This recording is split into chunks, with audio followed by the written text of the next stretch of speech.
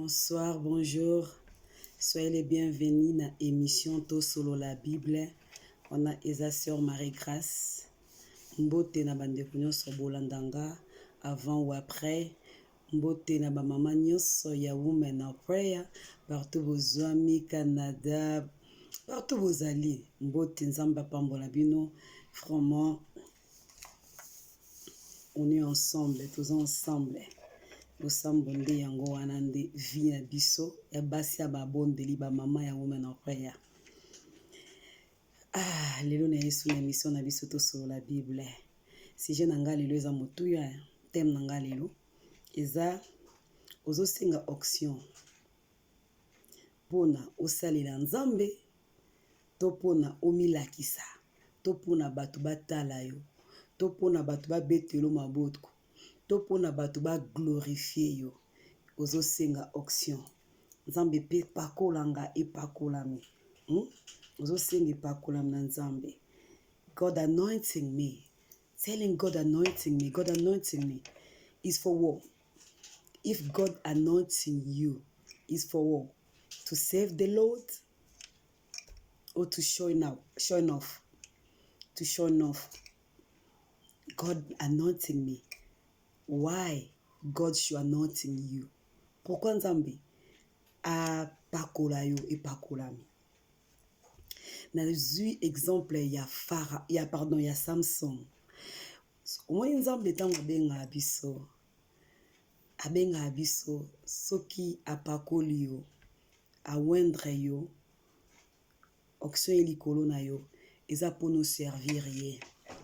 Eza pono servir ba désir na yo te, eza po servir kombo na yo te, eza pona o servir te yozwa gloire, eza pona o servir nzambe azwa gloire na citation nyonso na nyonso oyo sana sa moi oyo obondela pona muto na muto bika gloire eza nzambe eza muto mokili te.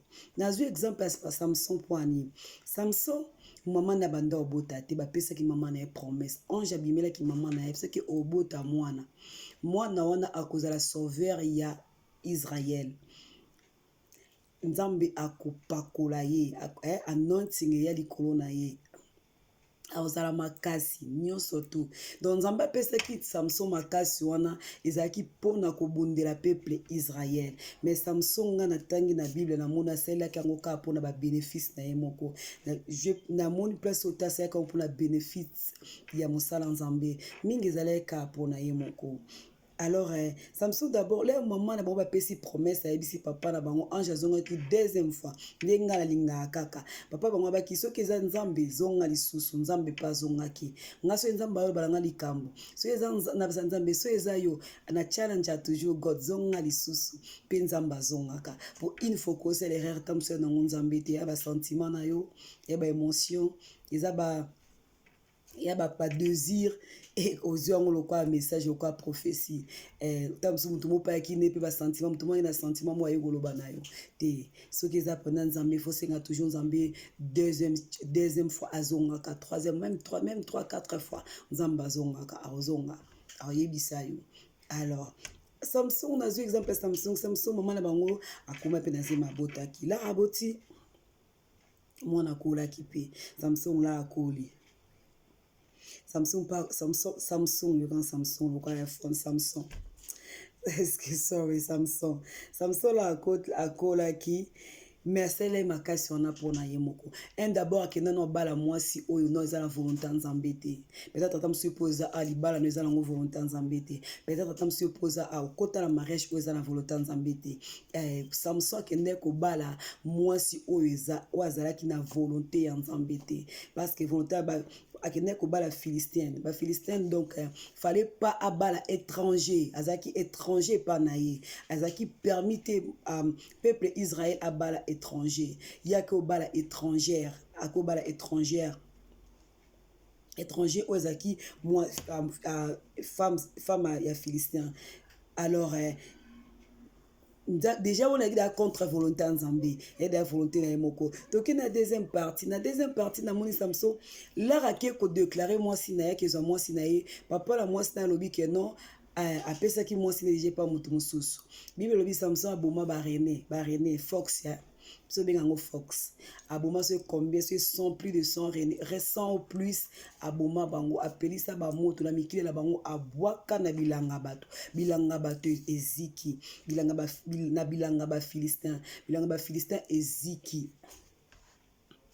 Bona pour l'intérêt ya nani ya ye moko ya nzambe te intérêt ba sentiment na ye ya nzoto nde belé pe ba kotela mabulu pour ba sentiment nzoto ba sentiment na ye ya nzoto elongwe wana ba Philistin ba ye ba sengi ba kita ba kanga ye ba yo senga peuple Israël tela sali biso boye peuple Israël fa ba kende ko négocier ba nego pike o aza a moto nzamba pakola bizarre peuple Israël ba yeba déjà que non o nzamba pakola yango bato ba pakola bango Daki on négocier tel ba kango ba bomanga te ba bomote aki okita na bango akiti na bango na basinga lokwa nzamba ndako PCK toujours chance que ate ozawana na tinda ki opona peuple nanga tono ne kokite la akiti na bango basinga wana bibi basinga ne katani lokwa le tumbami na moto kia bile bakange basinga katani azu na mâchoire ya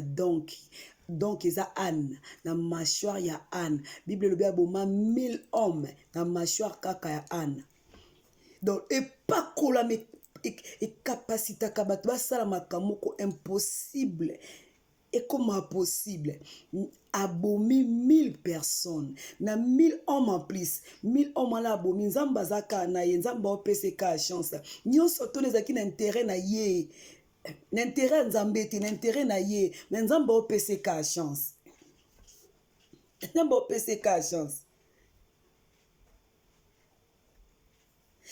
place mona moni te Samson kendaki po kende ko défendre peuple Israël na bitumba mobwe pona kamo ba yela ki bango na moni te ezai kaka pona intérêt na ye pona intérêt na ye abomi 1000 personnes pona mwasi Saint-Esprit mariage libala pona mwasi 1000 personnes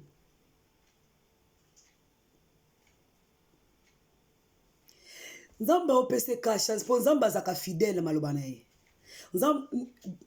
our God is a faithful God. I love that man.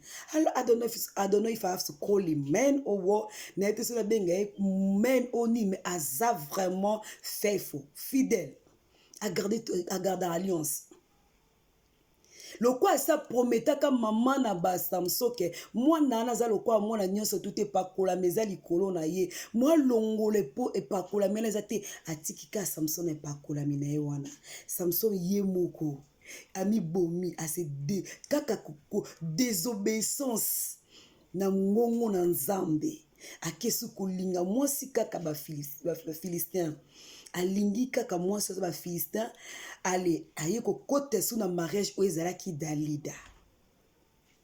Dalida emporté na bolingo emporté na love Samson bimisi secret a dévoilé secret na ye Dalida okazaki pion obatindaki a dévoilé secret na onini secret na ngasuki alala kabwe Dalida zwaka sizoka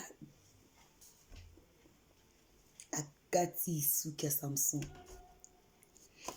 suka Samson ye moko miteki ye moko atumoli libulu na ye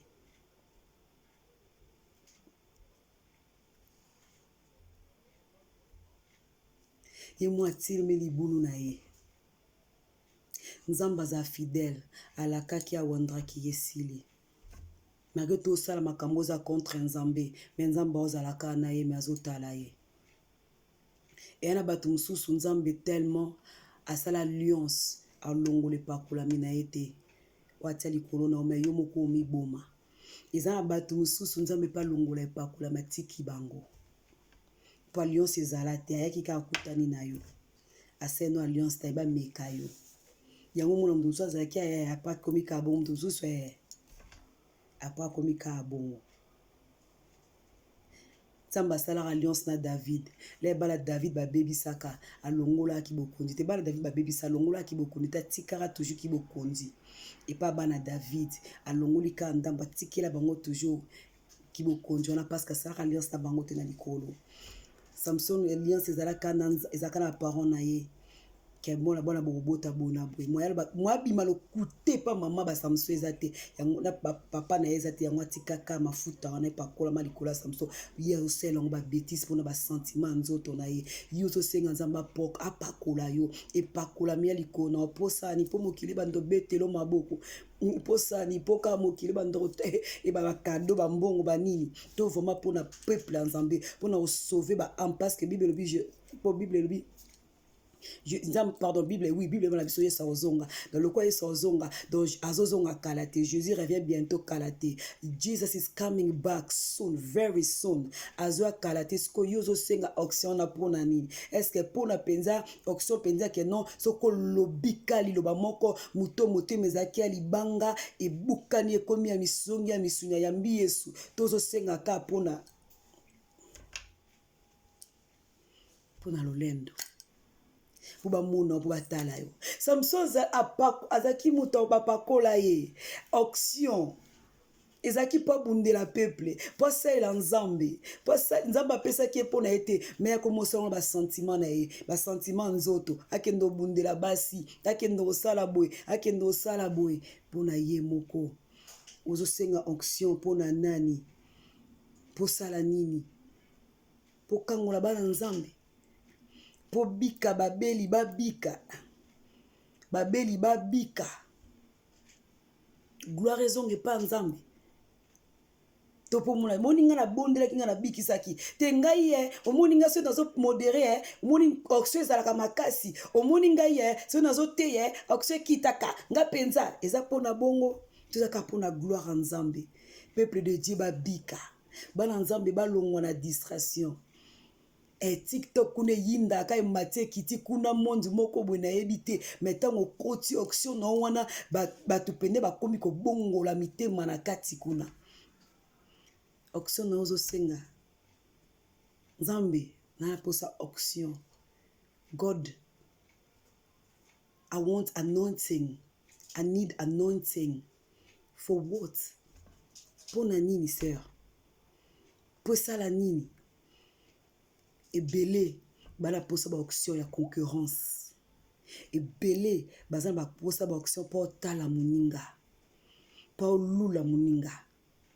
Ko pressé eza mabete. Mais quand vie comme mabe. Quand vie au BBC. Pour bota jalo comme lula muninga, ou comme lula mafuta muninga. Eza jalo. Ekubota jaloux au BBC. Ozo senga auction nzambe la pakolo pour osala nini. Ba peuple babika. Bala nzambe babika. Maloba nulu maloba eza maloba moto. O peuple nzambe e bika. Maloba na yo eza la maloba moto. O peuple nzambe ba maladie ba ozala guéri. Osenga auction na raison nini. Pour mokile mona yo.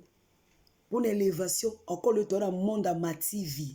Le temps dans le monde des réseaux sociaux. Nde na vandia. Na combo. So na tielango penza concentration. No talama.